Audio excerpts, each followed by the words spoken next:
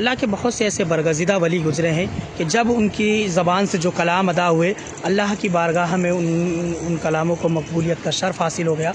اس وقت آپ جس آستانے کی زیارت کر رہے ہیں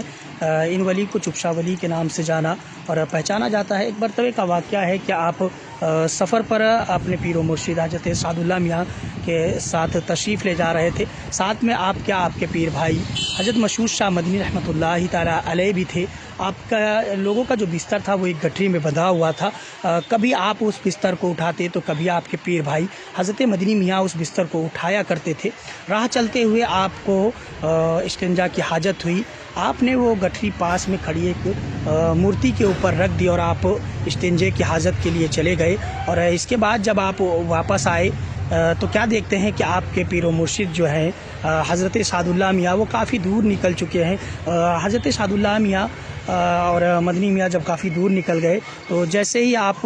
نے دیکھا کہ پیر و مرشد اور پیر بھائی زیادہ دور نکل گئے ہیں تو آپ نے مورتی سے کہا کہ میاں آگے نکل گئے ہیں، تو بھی کیوں نہیں جاتی؟ اس کے بعد وہ مورتی جو ہے وہ چلنے لگی۔ کچھ دور چلنے کے بعد حضرت سعد اللہ میاں نے دیکھا کہ چپشا ولی کے ساتھ وہ مورتی بھی چل رہی ہے، تو آپ نے چپشا ولی کو ڈانٹا اور اس مورتی کو بھی وہیں پر روک دیا اور چپشا ولی سے کہا کہ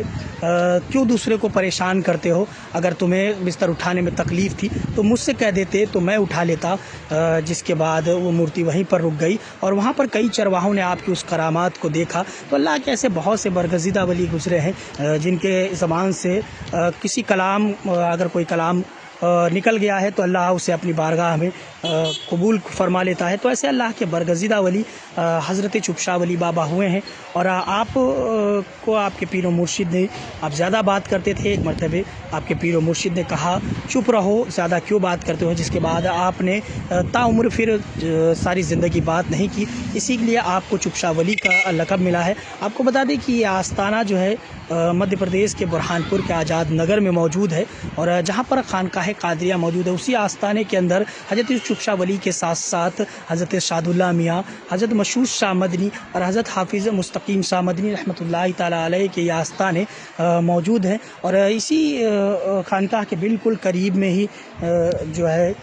بادشاہ نادل شاہ اور عادل شاہ کے بھی آستانے بنے ہوئے ہیں۔ وہ وہاں پر جو ہے بادشاہ عادل شاہ اور نادل شاہ کا مقبرہ ہے، اور یہیں پر بلقیس بانو کا بھی مقبرہ ہے جو کہ بادشاہ شاہ جہاں کی بہو ہوا کرتی تھی۔ اور اللہ کے برگزیدہ ولیوں کا آستانہ بالکل اسی کے قریب آپ دیکھ سکتے ہیں۔ یہ خانقاہ قادریہ جو ہے برہان پور میں موجود ہے۔